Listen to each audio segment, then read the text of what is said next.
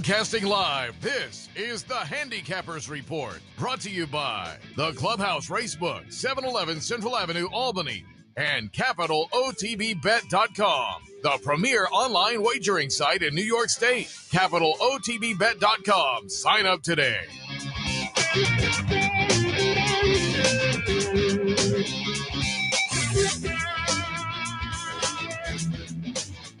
Good morning, ladies and gentlemen. Welcome to the Handicappers Report alongside Seth Merrow. I am Anthony Mormino on a rainy December 2nd. So I guess it's better than snow. I can't imagine how much we would have. I'm in the 40s on December 2nd or 3rd. Yeah, sign me up. I agree. This is I've shouldn't say always, but over the last probably 20 years of my life, I've always said if this were the bottom, this would be a glorious place to live. You ain't kidding. If this ain't kidding. And I always wonder. Unfortunately, that's more South Carolina. I think. Yeah, I was thinking. I was wondering where the line is, and I'm thinking South Carolina is probably right. Not quite Florida, where they have obviously incredible weather but where it is that, I guess every 10 years you might get 4 inches of snow, but by and large, and everything comes to a complete stop. And and that sounds funny, but I remember when. I just talked to somebody once. It was like, we just don't have any equipment. I mean, we're not going to invest money in plows and things. Years ago, my father and I drove to my sister's house in Fayetteville, Arkansas, Northwest Arkansas. We weren't driving. We flew to. We were over. Little Rock? No, we were in the next state over. Memphis, Missouri. Tennessee? No, we went the other way. So let's say Missouri, wherever. Okay. It was. We flew in. We rented a car. We started driving, and it was that. Once in 4 years, and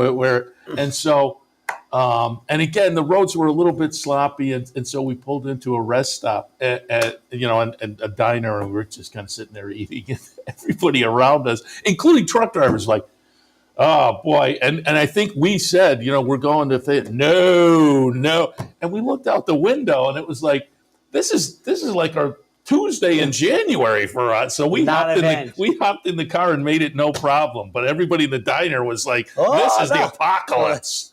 Now, what was the weather generally like in normal times in Fayetteville? Did they have a winter? Yes, it gets cold there, and they'll maybe get a little dusting of snow a couple of times in the schools. Everything shuts down. But an inch would be a lot. I remember when it'll happen a couple of times. I mean, I probably have said this before, but I'm a change of life baby in my family. So my parents were noticeably older, certainly for the 60s and 70s. And when I graduated high school as the last one, they didn't. My oldest sister lived in Maryland, so they went there, and they were like, "Oh, this is just the tonic." They were like, because it's weird because some people from the Northeast, this I find very weird, still want a slight winter flavor. Now, the large group obviously never wants to see a snowflake again. But my parents were in that group, and they were older, like, no, we still want. I said, really? Yeah. I'd keep going south if there's gas in the car. But my father, once he retired, he was September. He's don't take any risks. He's down in Bradenton. In April, he's back up so he can start golfing with his buddies again. He really would have enjoyed this extended Tampa Bay Downs meet. It was a little briefer in your father's youthful retirement. But, it's also that time of year where, we kind of get the changing of the tracks. There's kind of like this. Yeah, which I've said the last few days. I like the winter track. I like Tampa. I like it. And I really like Oak Lawn. Fairgrounds is a lot of fun. We've had some fairgrounds. We had Michael Stidham on a couple of weeks ago talking opening weekend about being based down there. Today, racing across America at 10 o'clock, Brad Cox, who's based down at the fairgrounds. But he has runners today on the Cigar Mile card, ever so mischievous in the Cigar Mile. And I wish people would stop calling it ever so mischievous. It's mischievous.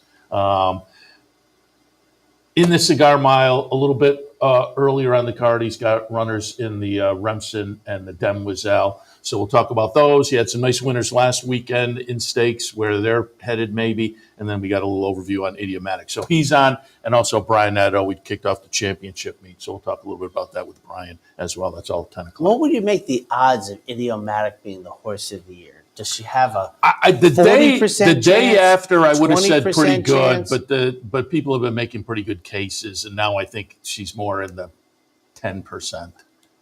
Who they make? It's either Cody Swish or White Abario are getting more of the conversation now. All I'm going to say is, and I felt this at the time, so this is not redboarding. No, you said it. You know, and any thoughts on Justify? No.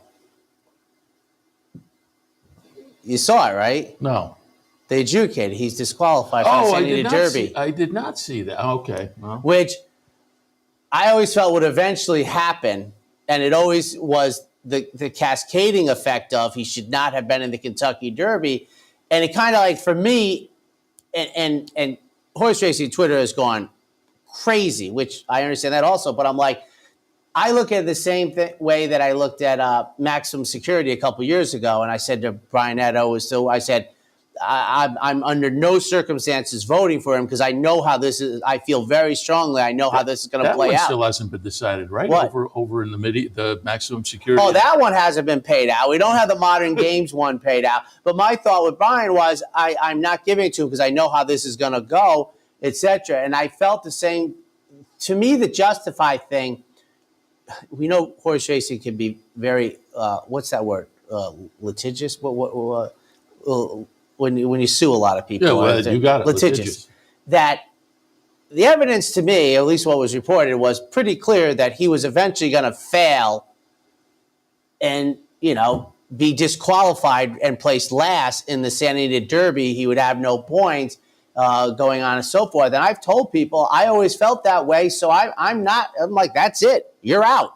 That just doesn't stand up. But that's a very small percentage. It seems to be only about 20% that feel the way that I do.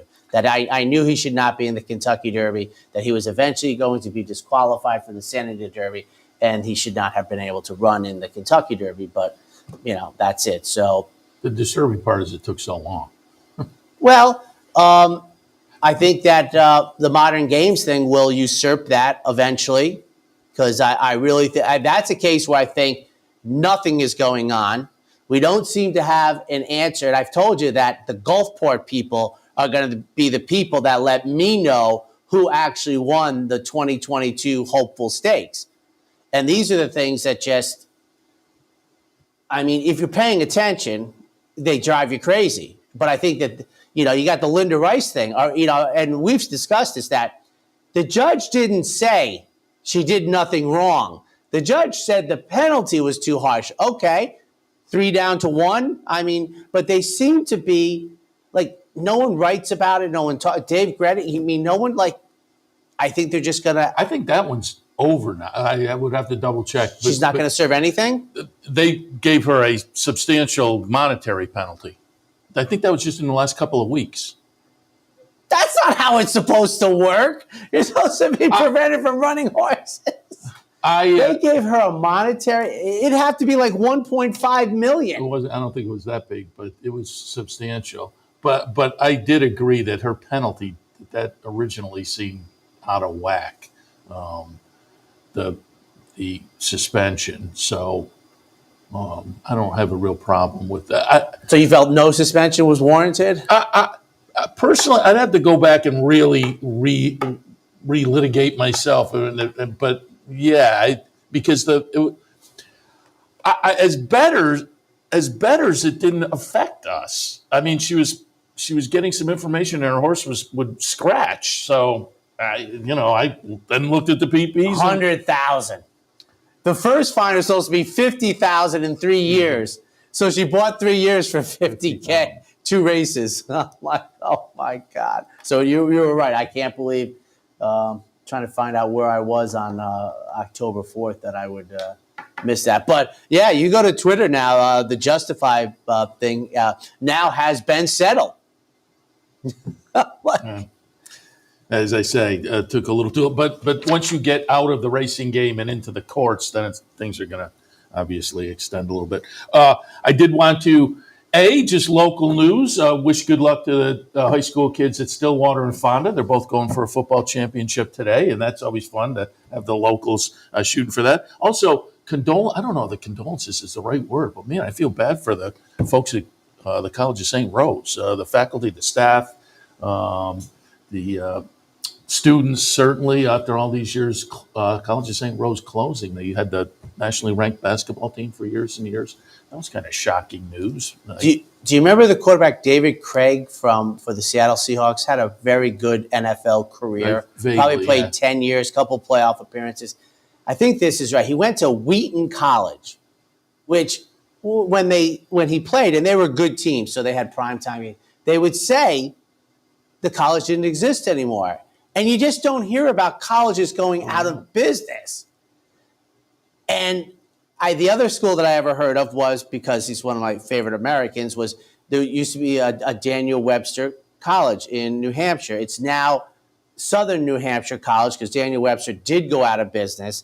And now it's a quasi in attendance, but their big thing is online. Not like the University of Phoenix, but a little bit more legitimate. And as you said, they advertise a lot. But we had just gotten back from Disney, and I was in the market, and I went by a paper. Now I get all mine on tablets now.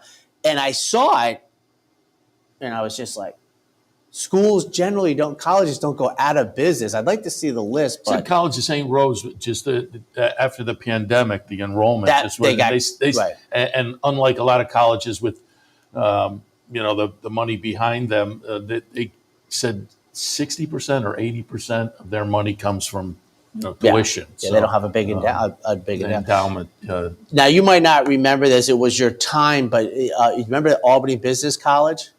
Sure. Yeah. That was one of the few that. But I was young. I was a teenager.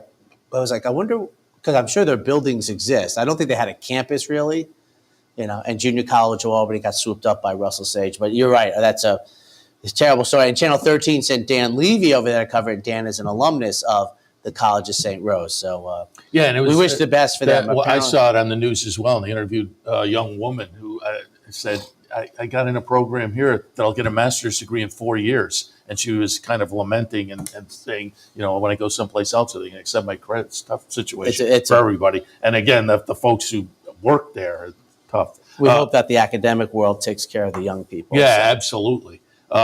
Just wanted to hit on one more thing. Again, It is Cigar Mile Day. Post time at Aqueduct is going to be 11:50.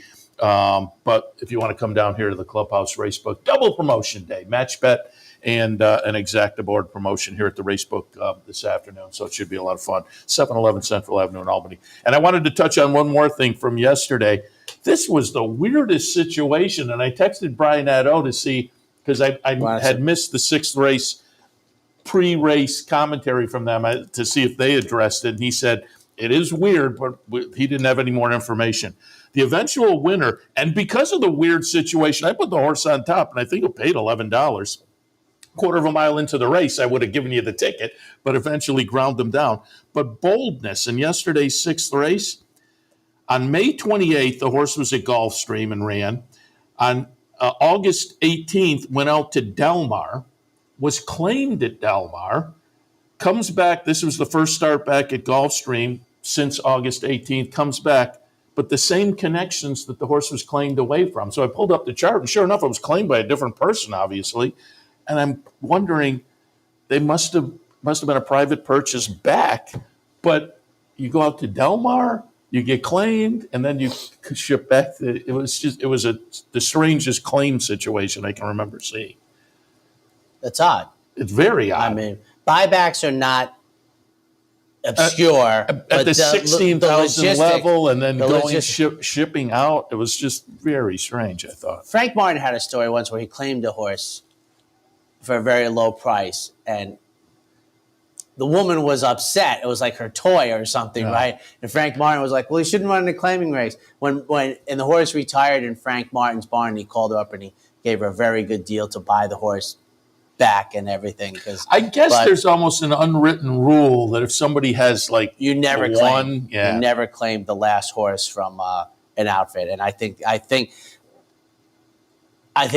in my whole life, I remember somebody crossing the line, but they didn't know and they felt horrible because you put somebody out of business, basically. Yeah. So we'll see. But what's it been, about 5 or 6, 7 years? Maybe our director knows that they moved this away from Thanksgiving weekend.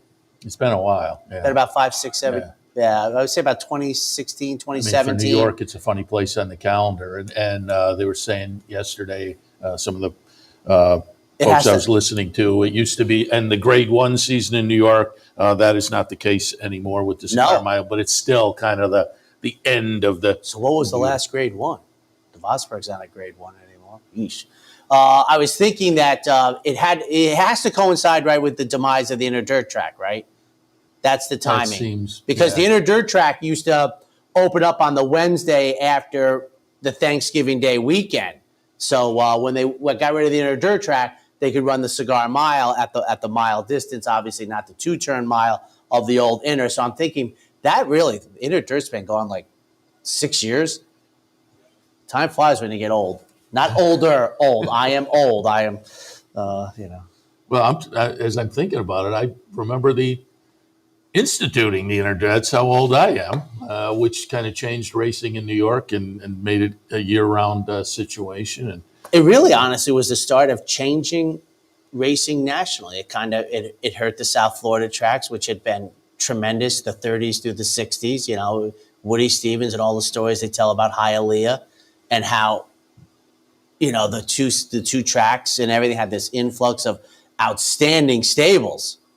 It changed really everything. I told Craig Milkowski once, because he's younger than us, and I don't know when Craig got into horse racing. So I said, all you have to do is look up I think Foolish Pleasure Wood Memorial was like the last thing on YouTube where there was 2 turf courses until now. So he was like, really? I said, yeah, look it up. You'll see a turf course abutting Foolish Pleasures thing. So that was it. You ready to roll? I am. It's I think it's a very intriguing card. I think it's fair to say this is sort of the last big NYRA moment until Wood Memorial Day. Yeah, it's kind of been that way for 30 years. And you'll see that starting the entries next week, or at the end, a lot of these outfits keep horses there, but certainly looking on the jockey side, on the trainer side, you'll see these guys in the winner's circle down at Gulfstream. The Pletchers, the Ortiz brothers. I think they stick in New York through this weekend, and then they're going to head south. Out of here. Certainly. And John Velasquez back at Gulfstream this season, so be interesting to see after a couple of years out in Southern California in the winter. All right, Aqueduct on this Cigar Mile Day. Again, post time 11:50. The opener, State-Bred Maidens, going 3/4 of a mile. And I think it's very reasonable to say the race goes through number 9, Big Prankster, who I think you would be fortuitous to receive 7-5, the morning line. I was thinking you're going to be odds on and makes Big Prankster less attractive to me. 291, as you see this up here. A firster for Jimmy Bond, an offspring of Lord Nelson. I've said this before, as Lord Nelson has, I don't know if this is his first crop. I think that it is. No, that doesn't. But Lord Nelson was a sprint high contender that actually was going to be my choice about 2016 at Santa Anita and got scratched like on Thursday.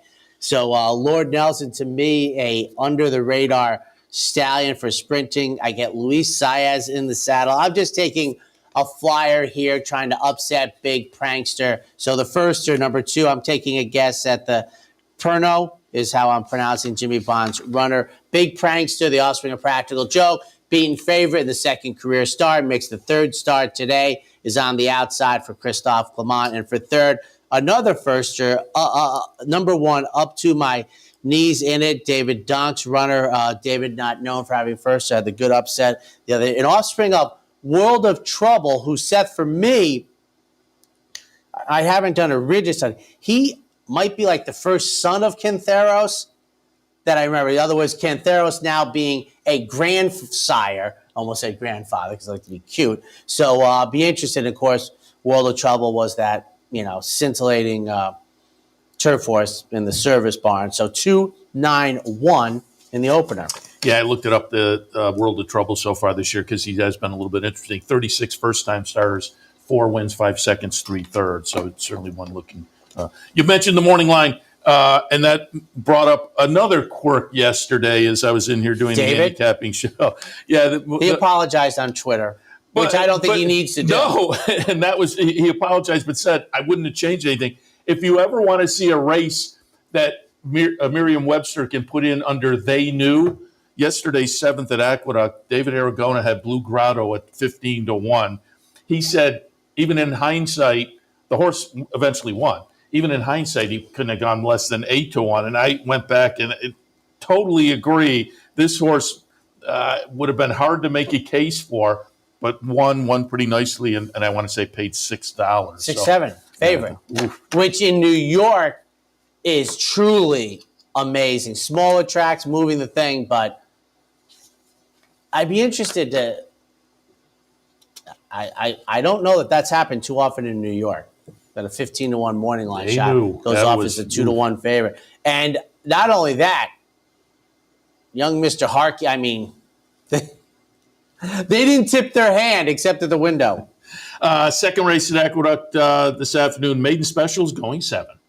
A race sprinkled with horses with very few starts on their resume. A quick note, I think the first 5 and the outside horse are all firsters. Then you got my top pick, Ignite the Light. Well, I'm just not getting in front of the Richard Dutrow Jr. train. I mean, I would have told you that I would have seen this coming. I'm not surprised one iota. So Ignite the Light, JMS Stable, who, by the way, was one of his clients before, were adamant defenders of Richard during the 10 years in the wilderness, and send him right out here, making the 3rd career start. I think we'd be lucky to get 3-1 on number 6, Ignite the Light, my top pick. For second, one of the firsters, the other Richard Dutrow Jr., one of the stallions you had your eye on, McLean's Music, Offspring, from the inside. We'll ride this horse till they buck us. And for third, and that horse is Richard Dutrow Jr., not the actual horses that run around the track. And then Cool Operator, as Mr. Reeves has a very very competitive he is in the early daily double. This is an offspring of firster from Bernardini, going 7. We'll see for Danny Gargan, but 6-1-8. Have to keep our eyes on Conquest Warrior. Paid $1 million for the Shug first-time starter. Third race this afternoon, optional claimer, non-winners of 2 other than the one-turn mile. And it's been going on a while, but it's so different to see Shug, and there's really no Phipps horses anymore. They have that one turf runner, and how times change. Took a little 6-3-2 because I think Shug is not quite 40 years with the Phippses. It was the middle 80s. I want to say like 85, 86. He took the job. That was a long run. Yeah. 6-3-2 for me in here. Synthesis is a David Jacobson runner who is a big price in here. And boy, I thought the race was highly contentious. And I think, my second and third place horses will attract attention. But if you use, the Beyer par, which once in a while I'll tip my eye toward it. Sometimes I think, Seth, I'm like, no horse can even reach that, which always makes me laugh because it's a par. So, but I was like, how much better is the 2 and the 3 than really anybody else in the race? So Synthesis was the long shot that I want to take here. Obviously, the last couple races not inspiring enough. But if you look further down the list, I'm like, I think I'm competitive with this group. Has stakes races on, in the Nehrude, which is a nice 7 furlong one in the summer, hit the board. So I just thought, I have all 9 live here. So one of my cardinal rules that I try never to break is don't take the 2 and the 3 on top. I guess if you're a horizontal, you might have a different opinion. Trafalgar, and if you know your history, you might have guessed it's an offspring of Lord Nelson, and you would be correct. I'm thinking this is a Trafalgar. I am thinking is the first crop of Lord Nelson. First off the claim for 62.5 for the aforementioned Linda Rice. And for third, Win It for John Kimmel. We're taking blinkers off. Second start since February. Now, to me, the comeback race was too good, and it's only been a month, so I'm expecting a little regression. 6-3-2. Guntown in here at 20-1. I had to look it up. I thought that was the one. That's sure the horse. Had the big win at Ellis a couple summers ago, and just and never and really Dan lived up to it. and they were kind enough. We showed it to the audience. It was an early season 1 mile race. I don't even have to look it up. Well, I can't even say funky, but the turn that we kind of see at Saratoga now down at Ellis, and I was like, well, that's a mile maiden win and a gun runner, and I thought, and wasn't to be. Yeah, it was a nice. I was supposed to be looking up Epicenter, not Guntown. The fourth race at Aqueduct, State Bred Maiden Claimers. Again, the 1-turn mile. Or as I should say, I was supposed to be finding gun runner to show our audience something from a little. But 5, 3, 2, and I think and intriguing. It's a State Bred Maiden claiming race, but I find it quite intriguing. Saba M, my top pick. We won't get anywhere near the 23-1 price on debut. The trip is pretty obvious to those watching it, so that's not going to be subtle. So we're looking at 9-2, running for the same tag price for the offspring of Distorted Humor, who, by the way, that is a long stallion career. Yes. He's one of the few that's even longer than More Than Ready. I mean, I'm trying to think, Distorted Humor, a 3-year-old, 97? I think, and he has been, he's, come down the ladder. He had a Derby winner, right? Is that Funny Side's Elusive Quality, right? Yeah. I think Smarty Jones might have been Distorted Humor. Drinking Solo, certainly not advice I would give. Comes off a beaten favorite effort on November 2nd. Comes back for a higher tag today. And then for third, number 8, King Freud, who is one of the 5 firsters in for a tag. Rudy sends out this runner. And Rudy seems to be, I'm thinking on that bar graph, we might be looking at a Rudy spike coming up here, 5.38. It was Funny Side. I looked it up. Thank goodness for Wikipedia. Began his sire career in 1999. Stood a couple of seasons down in Australia as well. Well, probably when he got really hot as a stallion, as a shuttle stallion, right? That's usually kind of because he was enormous there for a while. So 93 foals, 74 were winners. So he was, and he's still in Australia. Yep. So the fifth race this afternoon at Aqueduct, starter allowance 1 mile again. The trip. Oh, they're copying your Saratoga form of mile races. 6, 1A, and 5. Oh, and by the way, we had a good bounce back week last week. Just for our audience here, I didn't bring the book, but I think it's 18 months, Seth, and I'm about $80 ahead. And all I can think about is the $97 winner and the $75 winner. It shows you how I've been grinding it out. 2 full Saratoga meets, 80 other days plus a few, right? And 2 horses are really the difference between me being $90 under, which would be like an ROI of like $1.97 instead of being like 203. It's just 2 horses. 2 horses that I would pick, but so that's it. So that's where we're at. Really, 2 horses have really, I don't say this word right. I don't think I have the right word. Buoyed, whatever is the effect of keeping you afloat. Yeah.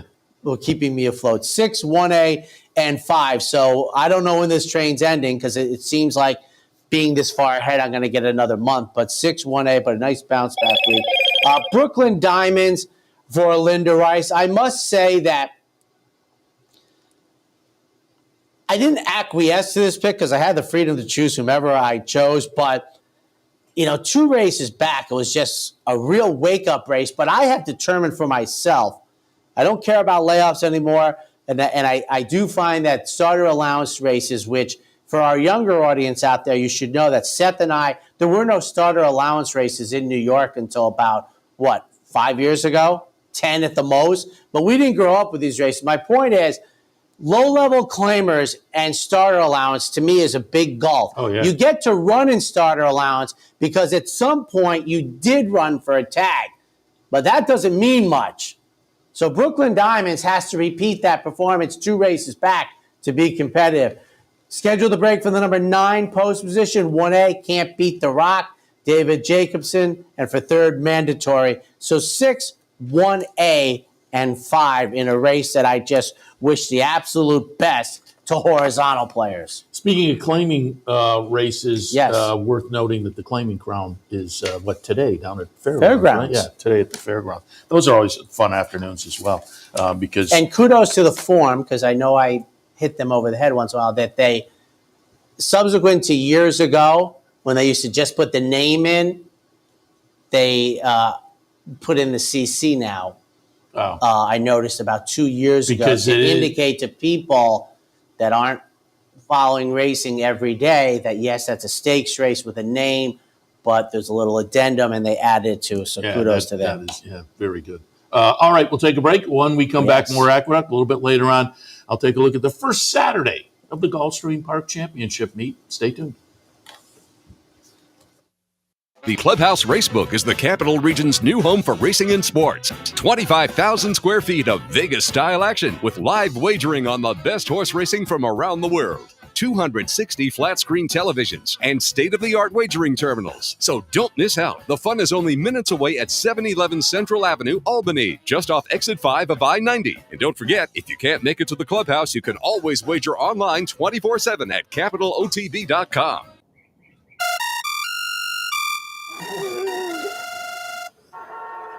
Come on. I want sales reports on my desk by Monday. Whoops. My bad. Love racing? RTN brings you every live simulcast on your home television, plus live video streaming and race replays on your PC and mobile devices. To order, visit rtn.tv. RTN, a breed apart. Capital OTB is now streaming live on Roku.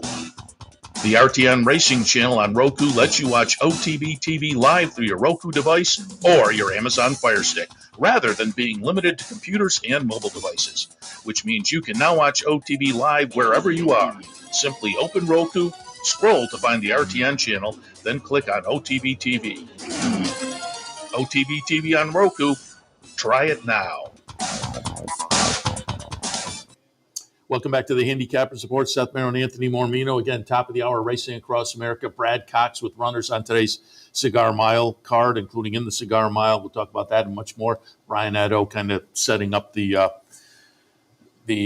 championship meet at Gulfstream. Don't forget there's a mandatory in the Rainbow today at Gulfstream as well. Oh, and they also have a new a wager, an all-turf pick 3 down there. All right, 6th race at Aqueduct. Allowance non-winners are 1 other than 7 furlongs is the distance. And a quick note, we had touched about it, you had touched about it, and I just hinted.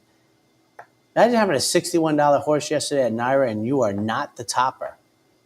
75. It has been very odd that some of the prices in New York, but nothing, and I unfortunately I was at Santa Anita, but that $200 winner who was a champ every step is the race of the year to me. 835, folks. And as I talked about in the first race, race going through a horse, overstepped, was 2-1 in the morning line. I don't care about layoffs anymore, coming off of a February layoff, which was coming off of a 15-month layoff. Doesn't matter to me anymore. But what does matter is the short price. So I am 835. The race goes through the 3. But Dark Vector, only 1 start since August 25th. Linda Rice picked this horse off for $62,000. Owner, trainer, Linda. So, this is my pick in here for the upset because I just wanted to go a different direction. Now, Overstep, 3 for 4 lifetime, debuted back in 21, took off almost 15, 16 months, came back, won 2 races in a row for Todd Pletcher in the early part of winter, is laid off. The race goes through Overstep, and I will be intrigued at the price because I don't think you're going to get 2-1 because, Seth, I think a lot more people are with me. We just don't care anymore about these lines. And for 3rd, friend of the program, Ocean's Reserve, the type of horse you love to own, nearing $300,000 with 3 victories. comes out of the Hudson, 835. And of course, Bonaventure Stable with Oceans Reserve. Yes. They had one of the big prices over the past few weeks. Their Lady Fortuna, $60-some as well. It is amazing because as a guy who is, dialed into non-favorites. Now the prices been in New York the past 3 weeks, maybe for New York. The triple-digit prices is what's notable. I mean, they've had more in the past 3 weeks than you would see would feel comfortable with in a year, maybe. I think that's good. I think I'm sure you're doing it anecdotally, but I think it's a good call. Oh, I absolutely, yeah. I have not sussed that out, but just from watching years and years, a lot of triple-digit in a condensed period of time. Rare. All right, we kick off some stakes action here with the Demoiselle, 2-year-old fillies, $250,000 up for grabs. 9 furlongs is the trip. Speaking of prices, not in my mix, but Cozy Rags on debut, almost $180 at Keeneland. You want to talk about? I think Meadow Stable had a horse at Keeneland when I was an adult, paid $200. Really high. Meadow Stable. Imagine those silks coming down and the mutual comes up. That's for young people's secretary at Reva Rich. 835 for me in the Demoiselle. Usually you get slow pace and then they come home to get the 9 furlongs, 151 to 153 in that range. Katie Davis says the mount on Ringy Dingy and Offspring of Dialed In. Coming up from Delaware. One thought I had, Seth, was the fact that this horse is one going 2 turns.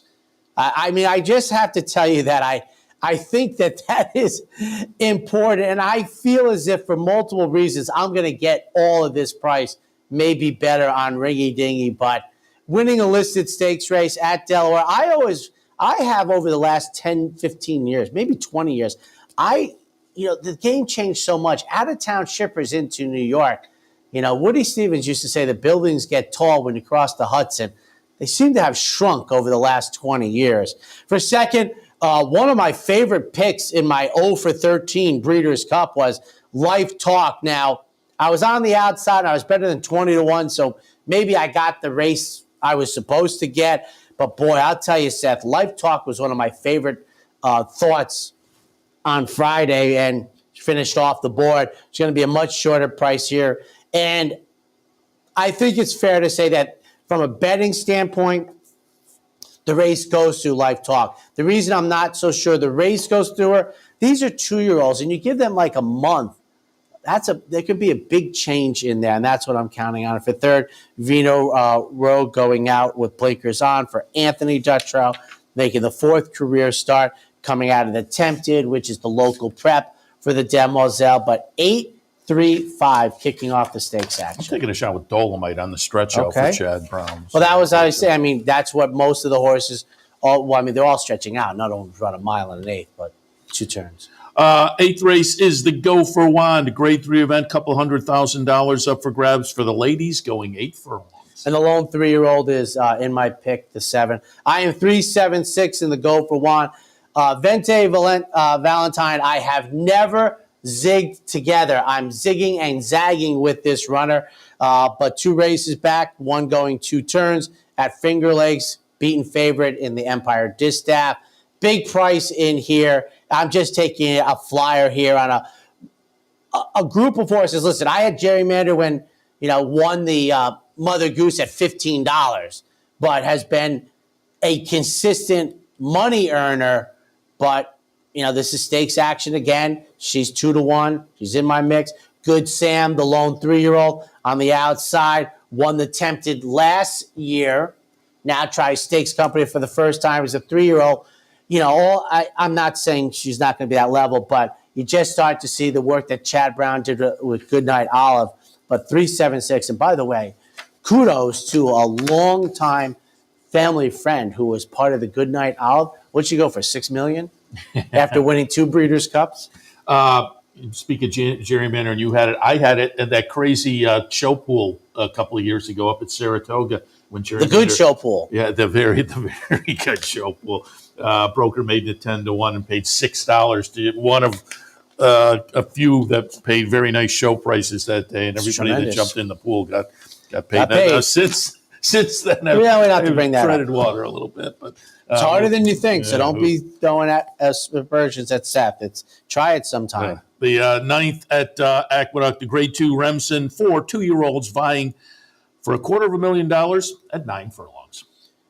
Well, Seth, I feel safe saying this. I don't think the one is going to win going down the road, but I have the rest all live in here, which to me makes for a terrific horse race and doesn't bother me as a public handicapper one iota. 4-3-5 Moonlight broke the maiden off the turf race. I don't usually put much credence on that, but then was the beaten favorite in the street sense. That was in the slop. This horse is not run on a dirt prescribed race on a fast track, but I think the pedigree is there. Pletcher, Irad, 9-2, which I think we're going to get. Dornock is my second choice. Comes out of a titanic maiden win in the third career start. That was going 2 turns at Keeneland at 1-2. And for third, drum roll please, for Brad Cox, an offspring of Hard Spun. 4-3-5 in the Remsen. And we talked about that one with Brad, and I said one of the more sedate names from Al Gold. Al Gold. Yeah, he likes to wing it. 10th race is the aforementioned Cigar Mile Handicap Grade 2 event, $500,000. And as the name suggests, they'll go a mile. Now, I always try, my opinion has been that, I work for my boss, but I try and be so forthright with the audience. It's Seth. I know people are beating up that it's almost like a grade 3 to me. In here, people are beating it up that it lost its grade 1, but this group, okay. This is not the Cigar Mile I remember. Now it's on a tough part of the calendar. But my point is, also this year, it got beat up. Well, the older horses we knew were going to be bad on January 1st. Yeah. Hey, what do you think of this grade 3 crop when they become this 3-year-old crop when they become 4-year-olds? 11-7-6 here. Wide open Cigar Miles. Listen, there have been plenty of them. Flying Chevron, etc. Wide open. So I'm taking Dallas Stewart, hoist the gold. Hopefully we will be. Coming out of the Breeders' Cup Sprint. Won the Phoenix before it. 3 Technique. Jason Cook. I think this is the horse with the big story, right? From our colleague and friend Steve Bick. I think there's a big story with this horse. And for third, High Oak, who I thought the allowance race at Saratoga indicated this horse was back a little bit for our friend Lee. We'll see. But I think it's a wide open race, 11-7-6. I can't wait for it. And someone's going to win a grade 2. All right. We'll take a break. When we come back, Gulfstream Park. Stay tuned. Dan, this is... Sometimes it pays to go with the flow, to check your worries at the door, to reconnect with your crew, to follow the thrills and the flavor, to roll with it and see where it takes you, to enjoy every minute to its fullest, and to dance like there's no tomorrow. You can do that here at Rivers Casino and Resort Schenectady, where the good times flow. Birdstone is an outside front. They're coming down to the finish. Can Smarty Jones hold on? Here comes Birdstone. Birdstone surges past. Birdstone wins the Belmont Stakes. In front, but here comes High Chaparral. High Chaparral, the defending champ, to take it to Falbach. These two arch rivals head to head with Joe Hart bearing down on them. It's going to be a 3-horse photo finish to the turn. Here's the wire. Photo finish. What if there was a way to become a better horse player, to have a better knowledge of the game, to be more successful? What if there were a way to take what you've learned, what you know, and make better decisions, better choices? In horse racing, knowledge is a powerful tool. Race results and replays, past performances and live streaming, wagering from all your digital devices. Capital OTB. Become a better horse player. Welcome back, ladies and gentlemen. Time to turn our attention to Gulfstream Park, the opener at 12:10. That's the other thing. Now, I like it because it gets my day rolling. The earlier post times. I have to wait less time. So we're going to start on the turf, a mile and 16th, Philly to Maris, optional claimers. 4598, I'll put Be My Sunshine on top. Safi Joseph, a couple of starts since taking much of the summer off. Comes back now off of those 2 starts that I thought were pretty good. Looks like a square fit with this bunch in the 3rd start back. Texas Shuffle in the 2nd spot. Jimmy Toner, 2nd start off a layoff of much of the middle portion of the year. And the comebacker I thought was okay. Showed a little oomph, took the lead late, and just got caught and ran 3rd as the beaten favorite. I think benefits from that. Crystal Coast has been down here at Gulfstream facing in and around this kind of company, up a little, down a little, but comes off a nice win, so in good form. 15-1 looks very generous on Crystal Coast. Opener 4, 5, 9, and 8. On to the second, 6.5 furlong, 2-year-old fillies, maiden special weight. 5, 1, 4, and 6, Crystal Rain on top. It was a little bit dicey on the trainer, who I'm completely unfamiliar with, but that Lopez jumped on board attracted my attention. But more importantly, a firster by Matoli. I thought this horse might be interesting in debut. Neom City, Joe Bravo riding at Gulfstream this winter, and he'll be on board this one off of a couple of nice starts so far. Experience counts. That's nice experience for this one. And then Get Frosty, Safi Joseph runner, also with a little bit of experience. Also some decent-looking experience to move forward from. And so I think Get Frosty, I'm looking morning line, 2-1. Yeah, it may wind up being the one to beat, in fact. But in the second, I have it 5, 1, 4, and 6. Yeah, I think Joe Bravo's given up the West, right? He made comments about family and everything, so he's coming back east. On to the third, approximately 107. Claimers in for 8,000, dashing 5.5 on the synthetic. 5, 4, 1, and 7, Forever Uncaptured on top. Claimed last time. Claimed out of a win. Won the race before that, was claimed out of that. So it's been popular at the claim box 3 straight times the horse has been claimed. Comes back a little higher than last time, a little lower than 2 back. So I think still in the comfort zone and in good form, makes sense. 2nd spot, Noble Dreamer. This one was claimed 2 back at 12.5, came back at 12.5. Both of those were okay races. And I think the drop half a step down the claiming ladder gets this one in a better finishing position. And demurely in the 3rd slot. Just missed last time at 12.5. So another one, a little step down the claiming ladder, maybe enough to move this one closer to a better finishing position, although was just, less than a length away last time, but makes some sense in with this group. 3rd race at Gulfstream, 5, 4, 1, and 7. Staying on the synthetic for race number 4, mile 70, maiden claimers. I'll go outside, and that's the big question mark here with little Steven, but I have it 11, 7, 2, and 9. The mile and 70, this may be tough to overcome, but the horse does have some early speed, or at least showed it on the synthetic last time. That was the debut on the synthetic, and it was a nice try.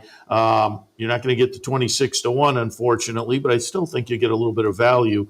And this one did show that affinity for this course, but is going to have to overcome the outside post position. So you have to demand a little bit of value. Just for luck in the 2nd spot.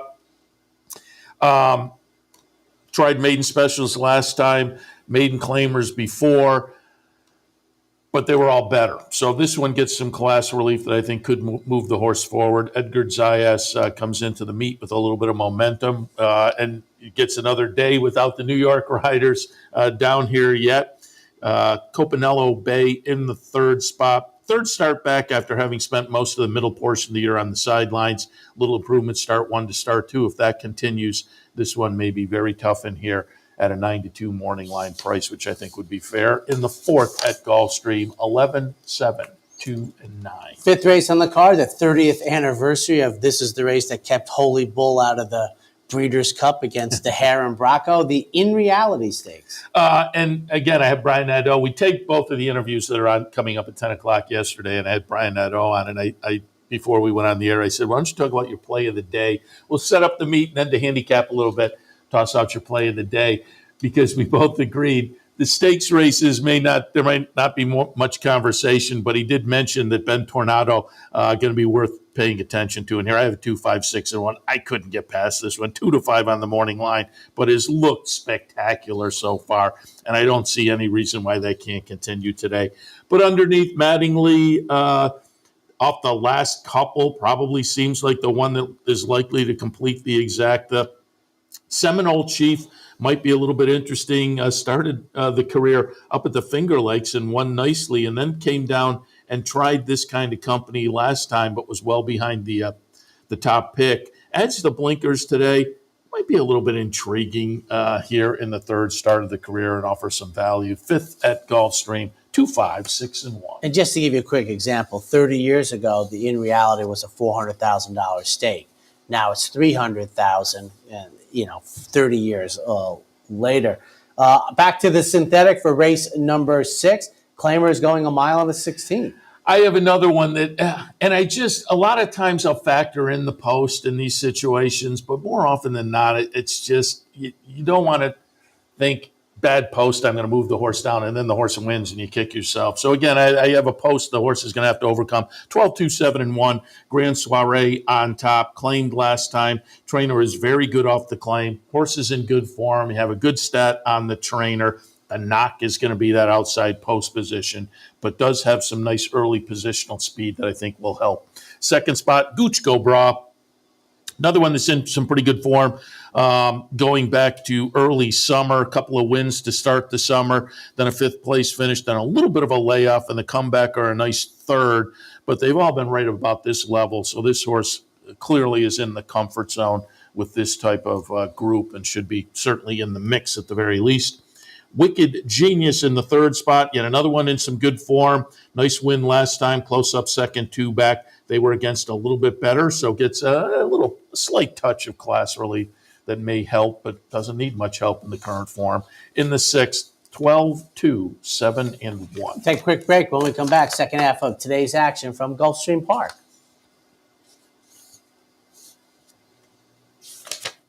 No matter where in the world you are, the excitement of wagering on horse racing is just a click away. You'll get live streaming, past performances, race replays, our virtual tote board, analysis and selections from professional handicappers, a simple, safe, and secure wagering platform, and best of all, you get track prices. CapitalOTBBet.com. Bet any place, anytime at CapitalOTBBet.com. And be sure to download our new mobile app from the iTunes Store or Google Play.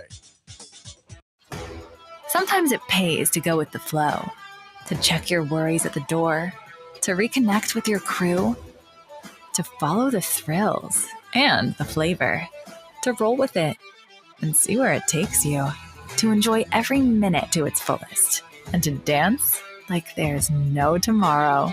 You can do that here at Rivers Casino and Resort Schenectady, where the good times flow. Capital OTB is now streaming live on Roku. The RTN Racing channel on Roku lets you watch OTB TV live through your Roku device or your Amazon Fire Stick, rather than being limited to computers and mobile devices, which means you can now watch OTB live wherever you are. Simply open Roku, scroll to find the RTN channel, then click on OTB TV. OTB TV on Roku. Try it now. Welcome back. Race number 7 at Gulfstream Park. 6 furlongs on the dirt. Claimers. 1, 6, 3, and 4. James Gang on top. Last seen out at Del Mar, so makes a kind of a venue move I find intriguing. The career's been pretty good. 4 times in the money in 6 starts. Trainer not showing much off the claim, but I just thought this one, again, I like that venue move to maybe make this horse very interesting in here. 333 in the second slot. Came down to Gulfstream from Monmouth in the latest start. Kind of clunked last time, but it was an optional starter allowance. I think given what we see on the page, this horse is going to be far more comfortable in this class level this afternoon. And then Cool Memory, the number 3, Safi Joseph runner. Lightly raced, not seen since early mid-August. That was a maiden breaker, 25, now comes back at 25 N2L. That is not a significant leap, and I think fits. Question mark is the layup, but in this day and age, A, that's not much of a layup, and B, Safi Joseph does good work there. I have it 1, 6, 3, and 4. On to the 8th, back to the turf, going a mile, allowance optional claimers.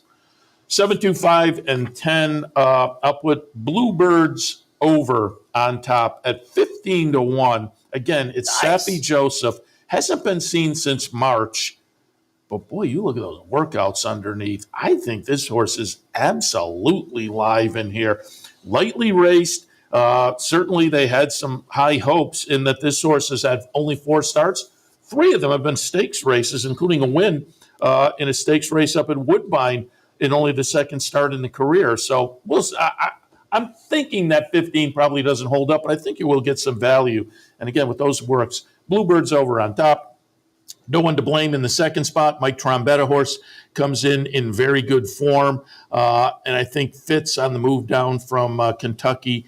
So I think you get a venue move that's intriguing as well. And then a Tone, the 6-5 morning line favorite, stepping out of some stakes company for Mike Maker, and makes a lot of sense as the morning line favorite. Might wind up being the one to beat, but I thought the last 2 or 3 didn't necessarily pull me in that one's direction with overwhelming confidence. So I went in a little more of an intriguing area in the 8th at Gulfstream, 7, 2, 5, and 10. On to the 9th, over to the synthetic, a mile 16, 3-year-olds and up, running for 100,000. 9, 2, 8, and 1. Me and Mr. C on top. Has shown a nice affinity for the synthetic down at Gulfstream. 3 starts, couple of wins, and a 3rd. Most recently has been up in Kentucky. That was towards the end of summer, so hasn't been seen since early September, but comes in off of a couple of bullet works for Mike Maker. Makes a lot of sense. In the 2nd spot, Volcanic, another one that has shown a real affinity for this synthetic. This is one that was intriguing and showed a lot of promise early in the career. Broke the maiden January of 2022 and went over and ran 3rd in the Sam Davis, but then the horse didn't quite live up to it, but seems to have found a new home and new life on the synthetic at Gulfstream. So interesting runner today for Marquesi. And County Final in the 3rd spot. The win 2 back at Kentucky Downs attracts my attention. Then went up to Woodbine, tried in the Arctic. It was in the mix before fading a little bit late. I think he'll be okay in here. In the 9th, 9, 2, 8, and 1. Now looking at the 10th race, it's the Philly version, the My Dear Girl Stakes, and the Daily Racing Form has in bold print G Stakes. This is not graded because this is a restricted race and they can't be graded. But 300,000 fillies going 2-year-old fillies going a mile 16. Once again, I think the favorite kind of stands out, not as much as in the boys version, but I have it 5, 7, 8, and 1. R. Harper Rose, as the R indicates, Averill Racing owned runner, goes out for Safi Joseph off a 3-for-3 record. The Buyer 2-back has a complete edge on this field. Dancing and Dixie off a nice try in a stakes, a nice win in a stakes race last time right here at Gulfstream makes sense. And if you want to play around a little bit, I thought Raina Mar by Kozan.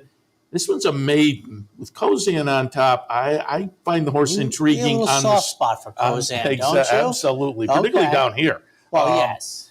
Stretching out in the 3rd start of the career at 30-1. I'll put that one in the mix. In the 10th, 5, 7, 8, and 1. And I think it was a couple of years ago. Did Kozan's win the early double when you were down there? Yeah, exactly. Race 11, the 5 furlongs on the turf dashing. 5, 4, 1, and 7. Going to put Nisharin, if I'm pronouncing that correctly, on top. The nice win last time up at Laurel. Touts that one for Brittany Russell, who will have some runners in Florida this winter. Rebel Posse off a couple of wins up at Laurel is also interesting. And Cruisin' Man coming in most recently from the West Coast for Rohan Creighton. I think he'll be a player with Joe Bravo on board in the 11th and final, 5, 4, 1, and 7. All right. That wraps up the Handicappers Report as we kind of really tilt in towards, the forthcoming winter. But a big day at Aqueduct today. The 2-year-olds are very competitive, in my opinion. Cigar Mile. We're on the championship meet down at Gulfstream Park. You're going to have Brad Cox and our friend and colleague Brian Addo up on Racing Across America. He stays, I go. Ladies and gentlemen, have a great Saturday. ETB, a service of Capital Off-Track Betting.